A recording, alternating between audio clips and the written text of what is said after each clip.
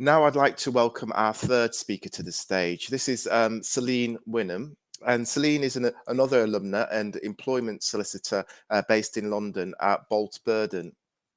She'll be discussing her personal experience with mental health and well-being during her career in law, as well as sharing her thoughts about why the profession has been historically slow progress in taking action to promote better mental well-being.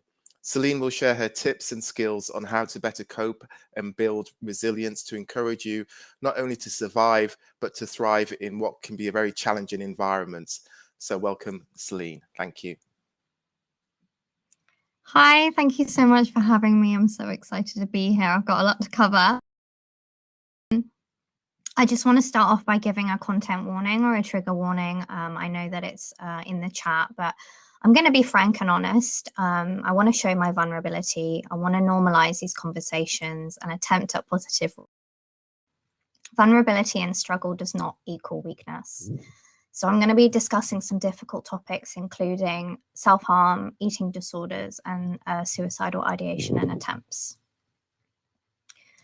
I want to start off with a story of when I was paralegaling. I'm 2 years PQE right now, so we're going back a few years. I was doing really well at work. I enjoyed my job. I still do. But I was having some issues in my personal life. And after a breakdown in a relationship, I was really struggling. After work, I went for a drink with a friend. And when I got home, I took a significant overdose of sleeping medication in an attempt to kill myself. I didn't wake up the following day, and I was taken to hospital in an ambulance and admitted for 3 days. I was on an IV drip and a catheter. Come Monday morning, I was still in hospital, so I had to text my supervising partner that I wasn't going to be in work and that I was unexpectedly in hospital. I was discharged later that I was stable on my feet, and I couldn't see my phone text very well. I made the decision to go into work on the Tuesday because I felt like I was expected to be there. Today, it's probably my biggest regret not taking that week off. I was still very low and very suicidal. Upon my return to work, no one asked me why I'd been in hospital, and no one asked me if I was okay. On a different occasion, in a different firm, I was pulled into a meeting and interrogated as to where I had been at 10:30 the previous day for 30 minutes when I was away from my desk. The implication was that I had left the office without authorization. At the time, I was struggling with an eating disorder whereby I'd eat and then self-induce vomit. During the time mentioned, I had been in the kitchen eating cereal, and then I had been in the bathroom purging. It was extremely embarrassing and distressing to be aggressively questioned in that manner, and I had to disclose what I was going through, and I broke down in tears crying. Safe to say that the response was a lot more compassionate than the initial questioning had been, and I don't think there was malicious intent there from my managers over these sort of years, but there is ignorance. To give you a bit more context about my mental health background, I was raised in a single parent home by a very troubled and controlling father. At the age of 16, I tried because I wanted an escape from that abusive household, and I couldn't see another way out. Come my early 20s, after a relationship breakdown, I attempted suicide again and failed. However, I started experiencing panic attacks for the first time ever, and I just started a new role as a paralegal. This prompted me to get some medical help. Like Sonne, I've struggled since I was a child, but didn't get diagnosed until I was in my 20s. I was then diagnosed with depression, anxiety, and borderline personality disorder. This is the first time I'm disclosing that I have BPD. Many people may not know what that is, and I could talk all day about borderline, but just a quick overview that it's very stigmatized and often misunderstood. It is characterized by emotional dysregulation and extreme emotional hypersensitivity. It can, you can sort of see the signs of borderline in people who self-harm, attempt suicide, extreme mood swings, and anger, amongst other symptoms. I was a paralegal, like I said, at the time when I was diagnosed, and I was put onto antidepressant medication. For anyone who's medicated, you'll know that the onboarding process for antidepressants is tough. So this was a really tough time for me at the same time while I was trying to impress in my role as a paralegal. I was actively engaging in self-harm by cutting my arms, and then I was later diagnosed with an eating disorder. I've been in and out of therapy since then for a few years, and I'm now happy to report I'm a lot more stable in my mental health. However, I have had difficulties navigating my symptoms in a profession where we are expected to be level-headed and actually unemotional. Work is not my trigger. Thankfully, work is my supportive factor. I love my job, and I'm very proud of where I've reached. And qualifying as a solicitor was a big achievement for me. But I have suffered panic attacks in the office. I have suffered bouts of emotional distress, that I call episodes, in the office, whether that be triggered by a personal thing that I couldn't compartmentalize and leave at home. They've not been pretty, I would say. I have had panic attacks where I've had to lie down on the office floor in an open plan office. I've gone outside of office blocks and screamed. Borderline is very intense, and people at work have struggled to understand that. Through therapy, I've identified that my negative core belief is that I'm not good enough. This is the lens through which I see life, or through which I did see life. I've also identified in therapy that rejection, criticism is a big trigger for me. Criticism perceived to be unfair. This links to my core belief that I'm not good enough. Equally, on the flip side, it's not all bad. And I think as a result of my condition, I'm extremely empathetic and compassionate. And this is a strength. I'm not alone in these issues and these feelings in the profession. The International Bar Association reported last month in April that 1 in 10 lawyers under 30 experience suicidal thoughts as a result of their work. Additionally, the 2019 JLD, so the Junior Lawyers Division, Resilience and Wellbeing Survey showed that 14% of junior lawyers have had suicidal thoughts.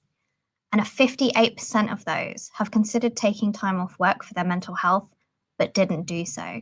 That's over half.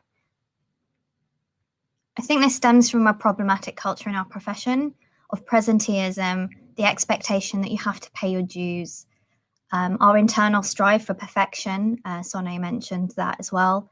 There's high stakes for us making mistakes or trying to cover them up by our code of conduct. But there's also expectations from others, our superiors, our supervising partners, that we're measured against very high standards. I think this can lead to maladaptive coping mechanisms, which can vary in their level of harmfulness, but it can include self-harm, drug abuse, and substance misuse. I volunteer as a peer supporter for Law Care, which was actually started in the 90s to address the problem of alcoholism in the profession. This is not a new problem.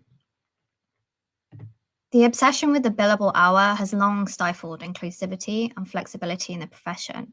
And it's resulted, I think, in not only poor mental health, but also a lack of gender diversity and neurodiversity in senior positions, because certain groups differently and more flexibly. This means they're not going to be the highest billers, which are often sought out for promotions. However, this old school culture is starting to change. Hopefully now we can recognise being last in the office is not an achievement. The pandemic has challenged the working practices and culture of our profession. Education on wellbeing in the profession at an early stage, like events like this, just like Céline said, are so important.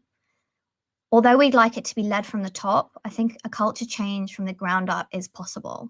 I think in time, as our junior lawyers rise through the ranks and the older generation move to retire, we can stamp out that culture of presenteeism and become a more diverse profession and work towards a more compassionate form of commercialism within the law.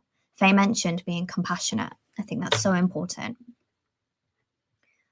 Other issues on mental well-being in the profession include the fact that often lawyers are not trained as managers. We're trained as lawyers. We don't know how to people manage.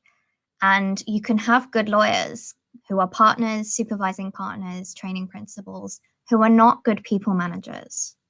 This can be alleviated when there's an HR function within the law firm, but with smaller firms, there often isn't. So that's something to keep in mind. I think firm culture and flexible working also has a lot to play in changing the culture. I'm very blessed that I work for a firm where trust and autonomy is what we live and breathe. We have no set working hours and we have no maximum holiday entitlement. It's not written in our contracts. We are trusted to work autonomously and to meet our clients' needs whilst maintaining a healthy work-life balance. If a firm can foster a supportive, inclusive, and flexible culture based on trust, you're going to have a happier, more productive, and more diverse workforce. This means that we will be able to, will be a better representation of our clients and we'll be able to provide a better service. Ultimately, this will result in a stronger and more inclusive profession. This business case for mental well-being is not new. I also don't think that this is specific, this issue, to junior lawyers, although perhaps we may face different strains in remote supervision and social isolation as a result of the pandemic. I think we're actually being more visible, honest, and transparent. Through events like these, the older generation of lawyers have still struggled with anxiety, burnout, and chronic fatigue. I certainly know some senior lawyers who have. It may be less talked about, but it's not necessarily less prevalent. I think there's a strong fear of vulnerability in our profession, but I believe the way to challenge shame is by refusing to hide. That's known as a therapy skill called opposite action, which brings me very nicely onto my tips to cope ahead, build resilience, and thrive in the law. I love that Sonia touched on some really practical tips for mindfulness, because I was going to skim over mindfulness, but it is my first tip. Mindfulness is the key to self-awareness. And once you're self-aware, you can then unlock all your other skills and coping mechanisms. I would encourage you to start by changing your inner narrative. Practice self-compassion and you will perform better. Identify your triggers. I mentioned some of mine. Identify your negative automatic thoughts and negative core beliefs. I mentioned my negative core belief is that I'm not good enough. As a result of that, I have had negative automatic thoughts, and I'm going to give you a few, as embarrassing as they are. People hate me. I'm not a good person. I don't deserve happiness. I'm fat. I'm ugly. I'm worthless. I can't do anything right. If any of those sound familiar, you are experiencing negative automatic thoughts as well. Notice your negative thinking styles, such as catastrophizing, overgeneralizing, or disqualifying the positive and just focusing on the negative. I think these particular thinking styles are very common in lawyers because of the skills and personality types that are suited to law, as Sonia said, such as attention to detail, analysis or over-analysis, putting clients first, and the high-stress profession. Identify your maladaptive coping mechanisms. Mine was self-harm and purging, but yours may not be so obvious. Look at your bad habits and your self-destructive behaviors.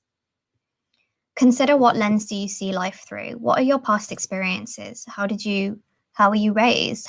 Did you go through any difficult situations? Did you go through trauma?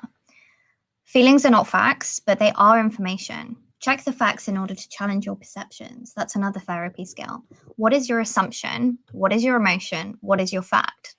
They're not the same.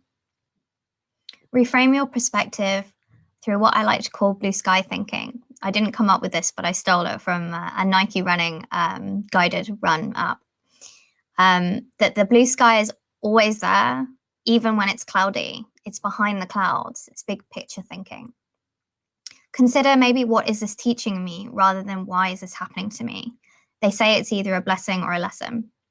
Break it down into smaller issues to deal with, 1 week at a time, 1 day at a time. Don't project too far into the future, because that's going to be anxiety inducing. Actually, stressing about stress causes more harm than the initial stress, as you're prolonging exposure to cortisol and adrenaline, which is not how our bodies were designed. Short-term stress can be helpful. Adrenaline can save you in danger. It can provide motivation, get results, especially noradrenaline for those with ADHD who have low dopamine levels. But prolonged exposure to these stress hormones will run you down. It will cause burnout and can cause chronic fatigue. Resilience is so important for lawyers. Law can be stressful, hard work, and demanding. But if you want to thrive, not just survive, you need to build a routine that is sustainable. Sonné said about the routine, it's so essential. It's got to be sustainable. Otherwise, you're going to burn out. This might be by creating a work-life balance, or it might be high peaks of hard work and then recuperation time in blocks, such as booking annual leave. It will depend on your practice area and your firm, but you need to schedule time in for rest.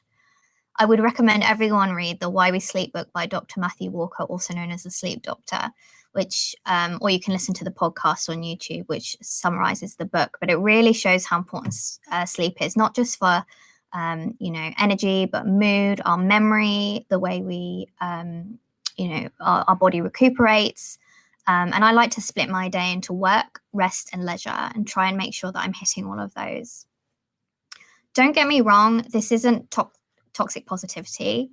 I like to think of myself as a realist. You won't always be able to do this, like Sonné said. Sometimes your mood and your energy level isn't going to be up to challenging. Radical acceptance. So accept what you can control, what you can't control, rather than fighting it. Self-soothe, distract, what makes you happy, what calms you down. And then once you're calmer, you can then access the other skills. I think a lot of these are based around self-esteem and self-worth. You're going to only be able to build resilience if you think that you're worth it. I would encourage people to look at what your values are. What positive affirmations can you tell yourself? My one is I am safe and loved. Words of affirmation is my love language. And if you don't know yours, I would recommend you check, because it's going to be helpful for you to communicate how you feel valued more assertively. Psychological safety is hugely important to me because of what I've been through, and creating a home and a working space where I feel safe and comfortable, such as sort of pink things and photos of my loved ones. I always make sure I have those. Seek help for your maladaptive coping, whether that's medical help, NHS, AA, NA, counselling, or through medication or charities such as Law Care, and build those support networks inside and outside work. So just to summarise, my cope ahead, build resilience and thrive tips are mindfulness, check the facts and negative thinking, develop self-worth, and rest.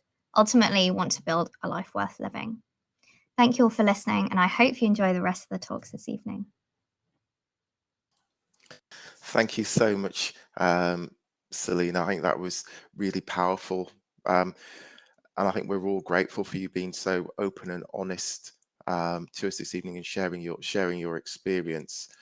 I think she's given a lot of tips and advice there for everyone. And certainly if you want more information and resources, certainly if you look at our expo booth, there will be support for your mental well-being over there, and resources that can help you.